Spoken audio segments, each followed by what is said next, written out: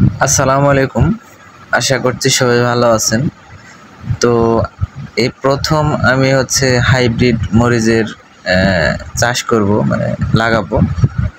তো যার কারণে ভি প্রথমত মানে হাল চাষ করে নিয়েছি। চাষ করার পরে ভালোভাবে মই দিয়েছি। মই দেওয়ার পরে এই যে এইভাবে মধ্যেখানে ড্রেন করে নিয়েছি। তারপরে ওই ধারেও ড্রেন করে নিয়েছি। তারপরে এই ধারে ড্রেন করে নিয়েছি। ড্রেন করে বেডের মতো করেই করছি, যেন ধারে দিয়েও আমি এক লাইন মরিচের গাছ দিতে পারি। আর এই যে এখন যেটা করছি সেটা বেড করে নিচ্ছি। তো এই যে আমার যে মাপের যে কাঠি, বেড হবে 15 ইঞ্চি, আর ড্রেনটা হবে 10 ইঞ্চি। তো আমি দুইটা কাঠি মানে কেটে নিছি।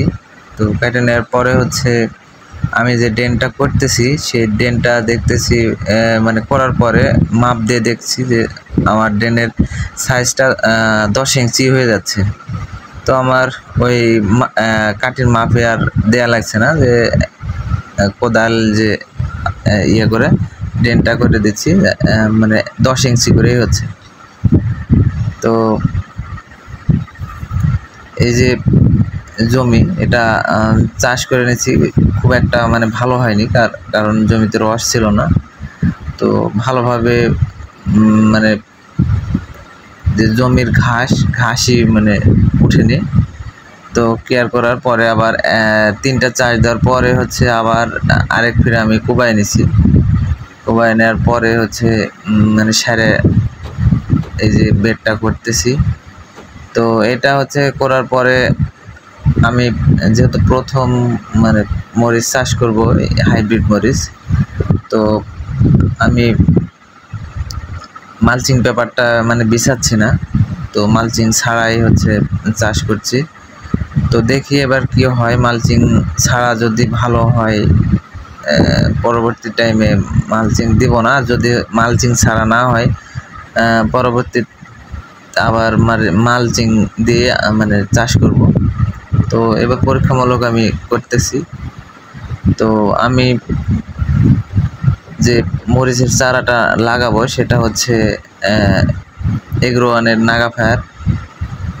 তো আমার একজন পরিচিত আছে, তো ওনার কাছ থেকে আমি মানে মরিচের চারাটা সংগ্রহ করব। তো এই যে আমার বেড করা হয়ে গেছে সবগুলা। তো এখন সাইরে দিতে হবে মানে মাটি। এই যে দেখতে পাচ্ছেন, দুই পারে মানে কবরের মতো করে সেরে দিচ্ছি। তো পুরোটা এইভাবেই মানে সারতে হবে। সারার পরে এটাকে আবার মানে পানি সেচ দিয়ে নিতে হবে, কারণ মাটিতে কোনো রস নাই। সেচ দেওয়ার পরে লাগাইলে মরিচের গাছ মানে নষ্ট হবে না। তো এভাবে ইয়ে করার পরে আমি পানি সেচ দিব। সেচ দেওয়ার পরে জমিতে চারা লাগাবো। তো এই যে মাঝে মধ্যে ঘাস আছে, ওই ঘাসগুলা মানে ফেলে দিচ্ছি, আর আমি পা দিয়ে সেরে দিচ্ছি, কারণ ব্যাপক ঘাসের জমি এটা। তো আরেকটি কথা, সেটা বলতে ভুলে গেছি, যে